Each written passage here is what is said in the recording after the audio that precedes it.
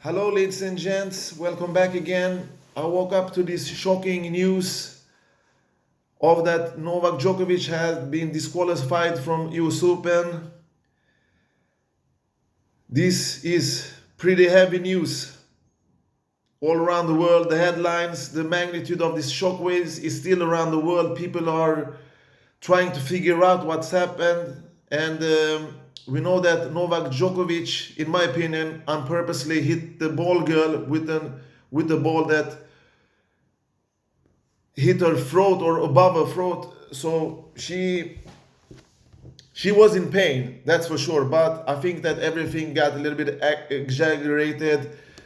But rules are rules. Rules have to be followed. We live in a society, we live in a community that rules are not made to for broken. And everybody knows that tennis is a gentleman's sport. You have some code and conduct that you have to follow. And the behavior that Novak did, sometimes he has done many things before. He's not clean, but it was a little bit far-fetched in my opinion. I think they went too hard on him because I saw the situation. The ball landed tragically on her throat, and that's not good. He apologized. He did everything he could, but the supervisor of the tournament decided that Novak Djokovic is gonna be out of the tournament. He's the third player that has been disqualified in a Grand Slam tournament, and the first one is no other than John McEnroe. So he's the example of a bad boy, a genius tennis bad boy.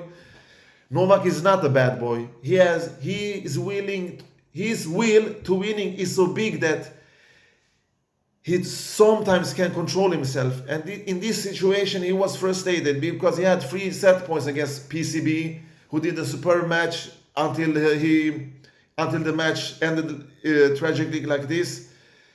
He came back from 3 break points. He broke Novak Djokovic's serve, and he was about to serve home the first set. But Novak, he looked so well balanced in this tournament. He was super slick. He looked as good as he has done when he was in his prime. He looked unbeatable in my eyes.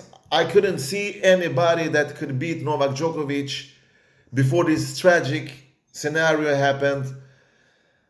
I'm pretty sorry for all the Novak Djokovic fans because you almost had a clear winner in this tournament, because the way Novak played on these fast surfaces of US Open, the hard courts, it's really suited his game. So I'm very frustrated because number one, he doesn't have the chance to win his 18th Grand Slam now.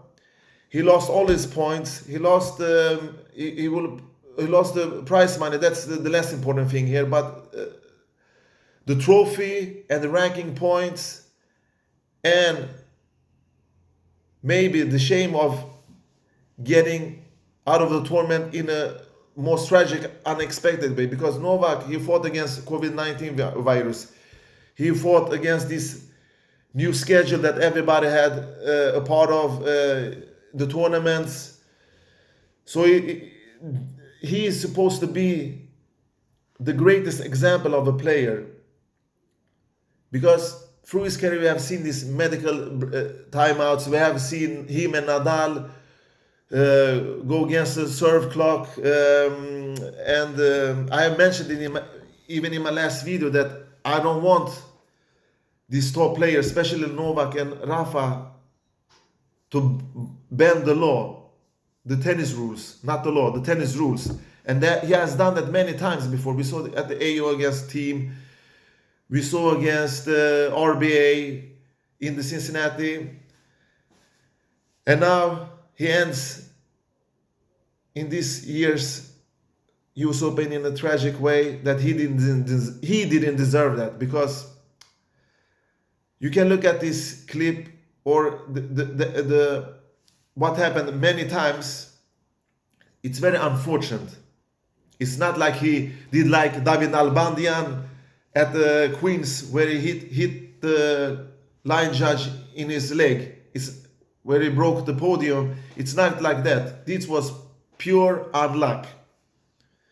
And I feel for Novak Djokovic, even though he some kind of way deserves this, because you have to control your feelings. Like I said, tennis is a gentleman's sport. You have to perform, you have to be a role model. Tennis is not like other sport. We have these British codes and stuff like that, and I'm very frustrated because I really wanted some player to beat Novak Djokovic, not the fucking line judge or a bad decision from him. I'm so angry right now. I'm sorry for my language, but he can't lose like this. Is this his way it's gonna be?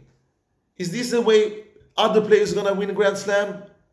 Because Nadal is not participating, Roger Federer is injured, and Novak Djokovic looked unbeatable. Is this the way to win a Grand Slam for the other guys around? It's very. I don't want it to be that. I don't want it to be that way. Number one, I don't want Roger, Rafa, and Novak to retire on their own terms, because we have seen many generations before them, even when they are not playing, that these young guys or some of the established player could beat. Like Sampras got beaten by Hewitt and Safin, Federer got beaten by Nadal and stuff like that.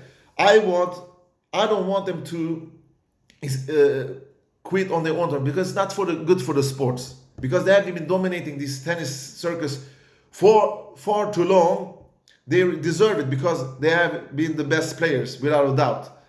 But the next gen, was this supposed to be like this? I wanted maybe Shapovalov to take him out, or Zverev, or maybe Thiem in the final, but he's not the next gen. He's 27 years, for God's sakes.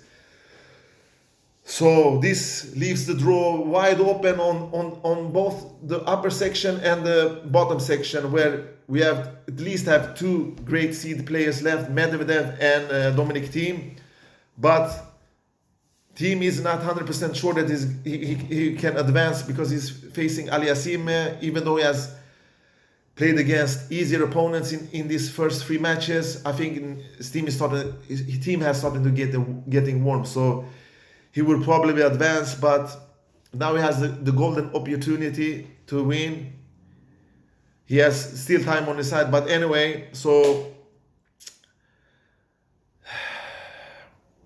I'm still very devastating from this tragic loss. But PCB, he played solid in the first set. His forehand is awesome. Novak served great. He did 9 serve aces. He tried to do a little bit too much in the middle of the set. He got his break points opportunities, not normal Novak standard, where he doesn't convert his break points. But PCB came back. He will probably catch the first set, win the first set. But the longer the match goes, we know Novak. He's a beast of coming through behind, and he will probably do that this time also. But he couldn't. So rules are rules. Empire is the one who decides, and I have seen the empires many times. They have let bigger thing than this slip through their hands.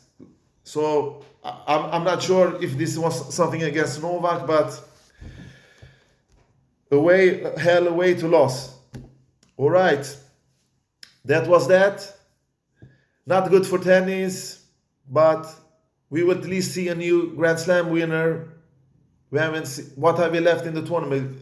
The players that is left in the tournament, none of them have won a Grand Slam. And we will see some changes now. So somehow it's good for tennis, but not like under these circumstances. Because I really thought, and I believe that you are with me when you saw the Novak you saw at the US Open this year was probably was without a doubt the best player we can see. All right, Sasha Zverev did his job. He won in 3 straight sets against Fukina, something, I forgot his name in all this anger, but he landed He landed most of his serves in. He won 75% of his first serves in and 50 of his second serves in. He did 39 winners and only 22 unforced errors. That's good numbers for Sasha. But now he has to face Borna Coric, who dismissed his opponent Thompson. I think it was in 3 straight sets. He won 78% of his first serves and 46 of his second serves. He hit 31 winners and did 31 unforced errors in this match.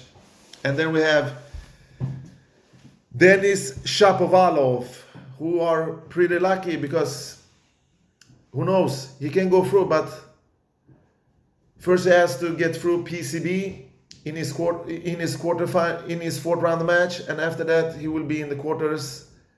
No, he is in the quarters. Sorry. So he has a great chance to finally take that step with this luck, with this Christmas present, because he will have no chance of beating Novak Djokovic. He will probably. I have him as a quarterfinal candidate in my preview. It was a lucky guess, but he has deserved his spot. He beat David Goffin in 4-set battle. He lost the first set 0-love in the first tiebreak. After that, he served superbly. He won 76% of his first serves in. He must continue with that if he wants to beat the next guy. And 52% of his second serves in. And he made 52 winners, but his unforced errors numbers are still very high. That's because he's very inconsistent and takes bad decisions. He has bad returns. We have talked about this many times, but I'm gonna leave this out to my quarterfinal preview. So all in all, Novak is defaulted from US Open. Big headlines. It's very tragic loss for tennis. I know many people are happy not to see Novak out there. I know, but you can't go against a guy with this will, with this hunger, with this game plan that he possesses. The will of win at any cost. You can't go against a player like that. You can't go against a fighter. Novak will surely bounce back after this. This will even make him more angrier and more dangerous and more lethal in the future. You will see, mark my words. I'm not the biggest fan of Djokovic. Everybody who have watched my video know that I'm Andre Agassi fans. And they have similar game style, but Novak is a better player. It's never good to see a top player because I like tennis. I'm not a biased fan. I can